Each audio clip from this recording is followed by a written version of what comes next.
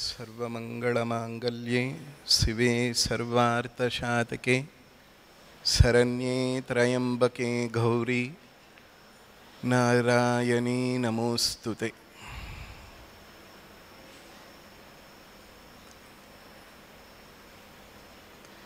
இந்த உலகத்திலே மனுஷனா பிறந்த ஒவ்வொருத்தருக்கும் தாய் என்ற ஒரு பெரிய சக்தி இருக்கும். அம்மான்ற அந்த சக்தி இல்லாமல் இந்த உலகத்தில் பிறப்பு கிடையாது. அந்த வகையில் நம்ம எல்லாருக்கும் தெரிஞ்சது, நமக்கு உடம்பை கொடுத்த இந்த உலகத்தில் நம்ம வாழ உயிரை கொடுத்த உடம்பு கொடுத்த அம்மா.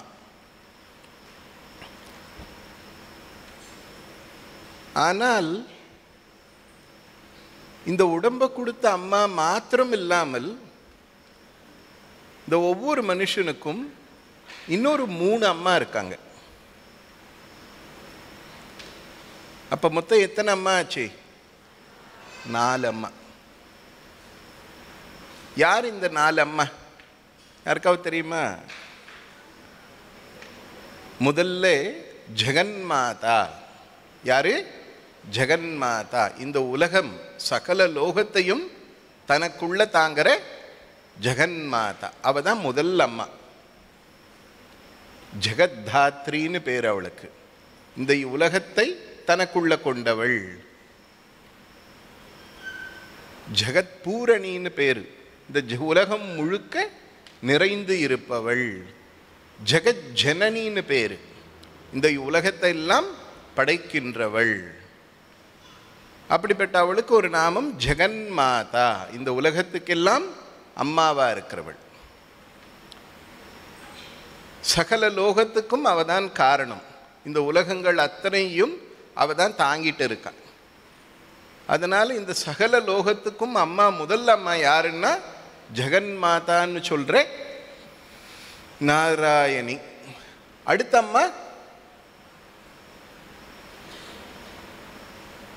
ஸ்ரீமாதா. அந்த ஜெகன்மாதா கிட்ட இருந்து உயிரை வாங்கி நமக்கு உயிரை கொடுத்து உடம்பை கொடுத்து இந்த உடம்பை பத்திரமா பாதுகாத்து 10 மாதம் நம்மளை வயிற்றில் வச்சிருந்த நம்மளுடைய அம்மா தான் யாரு? ஸ்ரீமாதா. எத்தனை மாதா ஆச்சு இப்போ? ஜெகன்மாதா, ஸ்ரீமாதா. அதுக்கடுத்து இன்னொரு மாதா இருக்கா. அவ யாருன்னா பூமாதா. யாரு? பூமாதா. பூமாதேவின்னு சொல்றோம் இல்லையா? அவதான் பூமாதா. இந்த உலகத்துல நாம பிறந்த பிறகு நம்ம பண்றது எல்லாத்தையும் பொறுத்துக்கிட்டு பத்திரமா காப்பாத்திக்கிட்டே இருக்கிறவன். பொறுமைக்கு அடையாளமா யாரை சொல்லுவாங்க? பூமாதேவியை சொல்லுவாங்க இல்லையா? பரமேஸ்வரனை எல்லாரும் கேள்விப்பட்டிருக்கோம். அவர் 2 வகையான தாண்டவம் ஆடினது உண்டு. ஆனந்த தாண்டவம், ருத்ர தாண்டவம். சந்தோஷமா இருக்கும்போது என்ன தாண்டவம் ஆடுவாங்க? கோபமா வரும்போது ருத்ர தாண்டவம். ஆனால் இந்த பூமாதாக்கு கோபமே வராது. அதனால தான் அவளை பொறுமைக்கு உதாரணமா சொல்றது. பூமியை போல பொறுமையா இருக்கா. யாராவது ரொம்ப பொறுமையா இருந்தா, ஒருத்தர்கிட்ட பொறுமைன்ற குணம் நிறைய இருந்தா என்னன்னு சொல்லுவாங்க? பூமியை போல பொறுமையா இருக்காங்க. மொத்தம் எத்தனை மாதா ஆனாங்க? யார் யார் சொல்லுங்க? ஜெகன்மாதா, ஸ்ரீமாதா, பூமாதா. இன்னொரு மாதா இருக்கா. யாரு? கோமாதா. கோமாதா. நம்ம தாய்கிட்ட இருந்து வந்த பிறகு நம்ம தாயானவ தன்னுடைய இரத்தத்தை பாலாக்கி நமக்கு கொடுத்து இந்த உயிரை வளர்க்கிற. எவ்வளவு நாளைக்கு? 1 வருஷம் 2 வருஷம்னு ஒவ்வொரு அம்மாவும் தன்னுடைய இரத்தத்தை பாலாக்கி என்ன பண்றாங்க, தன்னுடைய குழந்தைக்கு உயிரை கொடுத்து வளர்த்துட்டு இருக்காங்க. அவங்க பால் நிறுத்துவாங்க ஒரு காலகட்டத்தில், 1 வயசோ 1.5 வயசோ, அதுக்கேற்ற மாதிரி ஒரு காலகட்டத்தில் இந்த உடம்பு கொடுத்த அம்மா என்ன பண்ணுவா, நமக்கு பால் கொடுக்கறத நிறுத்துவா. அவ பால் நிறுத்துற அன்னையிலிருந்து நமக்கு கடைசி நாள் வரைக்கும் பால் கொடுக்கறது யாரு, கோமாதா. இந்த உலகத்தை விட்டு போன பிறகும் பால் ஊத்துறது யாரு, கோமாதா. ஆக 1 வருஷம் நமக்கு பால் கொடுத்த அம்மாவையே உலகம் எல்லாம் கொண்டாடுறோம். தாயை கொண்டாடுறது இந்தியாவில் மாத்திரமில்லை, பாரத பூமியில மாத்திரமில்லை, கடவுள் நம்பிக்கையே இல்லாத பல நாடுகளில் கூட தாய்க்கு மரியாதை உண்டு, தாய்க்கு ஒரு முக்கியமான ஸ்தானம் உண்டு. காரணம் என்னன்னா அவளுடைய தியாகம், அவளுடைய கருணை, அவளுடைய அன்பு. இப்படிப்பட்ட விசேஷ குணத்துக்காக உலகத்தில் இருக்கிற எல்லா நாடுகளும் தாய் என்ற சக்திக்கு, அம்மா என்ற சக்திக்கு ஒரு முக்கியமான ஒரு இடத்தை கொடுப்பாங்க. ஆக 1 வருஷம் நமக்கு பாலை கொடுத்து உடம்பு வளர்த்த அம்மாவையே நாம காலமெல்லாம் கொண்டாடுறோம். அவ பால் நிறுத்தின அன்னையிலிருந்து நமக்கு பல வருஷங்களுக்கு பால் கொடுக்கிறது யாரு, கோமாதா. அப்படிப்பட்ட அந்த கோமாதாவை கொண்டாடணும்ன்றதுக்காகத்தான் இந்து தர்மத்தில் அவளை மாதான்ற பட்டம் கொடுத்தாங்க. உலகத்தில் எத்தனையோ ஜீவன் இருக்கு, ஆனால் மாதான்ற பட்டம் வேற எந்த ஒரு ஜீவனுக்கும் இல்லை. மாதா அப்படின்னா என்ன அர்த்தம், அம்மா. மாதா அப்படின்னா அம்மான்னு அர்த்தம். பசுவுக்கு மாத்திரம்தான் கோமாதான்ற ஒரு ஸ்தானத்தை கொடுத்துருக்காங்க.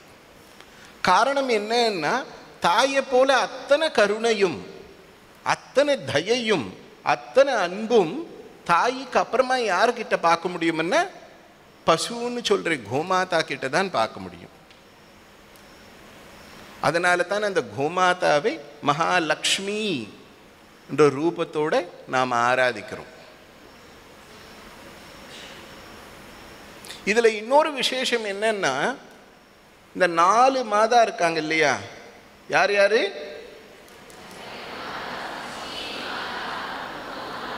கோமாதா. இந்த கோமாதா எல்லாரும் விட வசந்தி. எப்படி, மற்ற எல்லா மாதாக்களும் ஒவ்வொரு ஸ்தானத்தில் ஒவ்வொரு காரியத்தை பண்றாங்க. ஆனா இந்த கோமாதா மற்ற 3 மாதாக்களை விட இன்னும் கொஞ்சம் வசதியானவ. காரணம் என்னன்னா, இந்த கோமாதா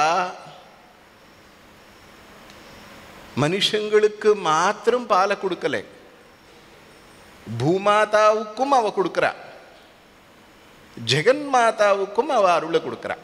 எப்படி,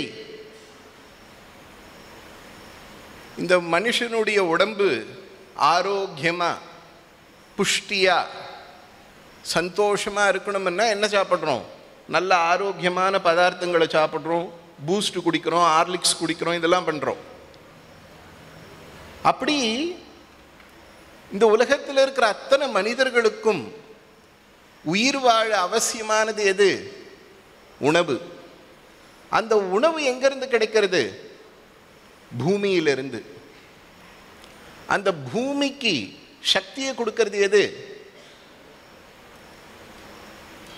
பூமிக்கு சக்தியை கொடுக்கிறது எது சொல்லுங்க.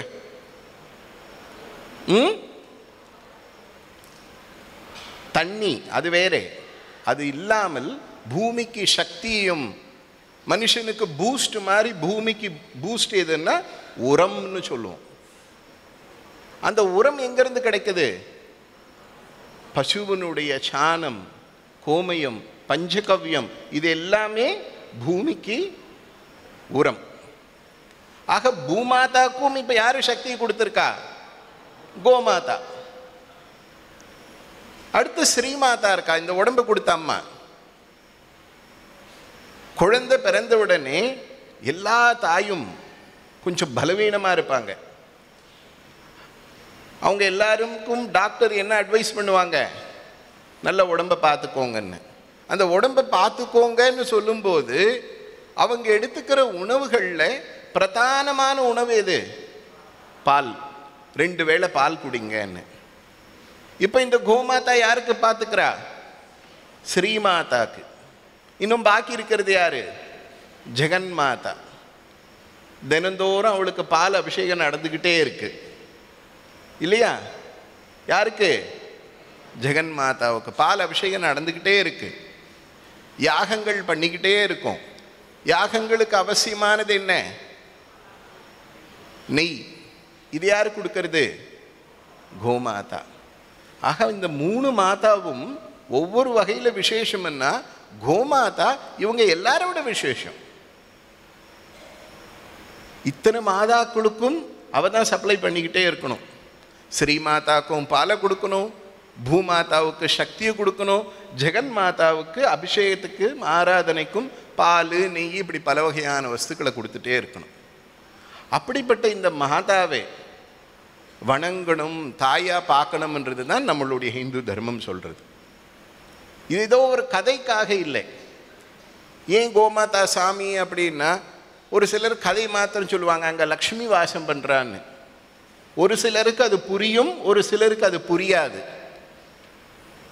ஆனால் நாம் அதெல்லாம் பார்க்க வேண்டியதில்லை. அவளுடைய சேவை